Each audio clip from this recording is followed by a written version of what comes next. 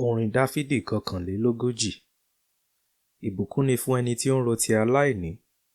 Olúwa yóò gbà á ní ìgbà ìpọ́njú.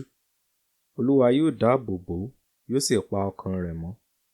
Yóò bùkún fún un ní orí ilẹ̀, kò sì ní fi sílẹ̀ fún ìfẹ́ àwọn ọ̀tá rẹ̀.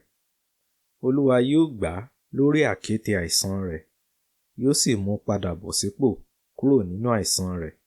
Ní ti èmi, mo wí pé, Olúwa, ṣàánú fún mi. Wò mí sàn, nítorí pé mo ti ṣẹ̀ sí ọ. Àwọn ọ̀tá mi ń sọ̀rọ̀ mi nínú àrankàn wọn pé, nígbà wo ni yóò kú, tí orúkọ rẹ̀ yóò sì run? Nígbàkígbà tí ẹnìkan bá wá wò mí, wọ́n ń sọ̀rọ̀ ẹ̀tàn.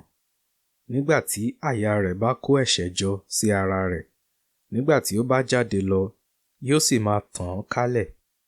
Àwọn ọ̀tá mi gbìmọ̀ papọ̀ nípa mi. Èmi ni wọ́n ń gbìmọ̀ ibi sí. Wọ́n wí pé, ohun búburú ni ó dì mọ́ ṣinṣin, àti ní ibi tí ó dùbúlẹ̀ sí kì yóò dìde mọ́. Pàápàá, ọ̀rẹ́ mi tímọ́tímọ́, ẹni tí mo gbẹ́kẹ̀lé, ẹni tí ó ń jẹ nínú oúnjẹ mi ti gbé gìgísẹ̀ rẹ̀ sókè sí mi. Ṣùgbọ́n ìwọ Olúwa, ṣàánú fún mi, gbé mi sókè, kí n bá lè san án fún wọn. Èmi mọ̀ pé inú rẹ dùn sí mi, nítorí ọ̀tá mi kò borí mi. Bí ó ṣe tèmi ni, ìwọ dì mí mú nínú ìwà òtítọ́ mi, ìwọ sì gbé mi kalẹ̀ níwájú rẹ títí láé. Olùbùkún ni Olúwa, Ọlọ́run Ísírẹ́lì, láé àti láéláé.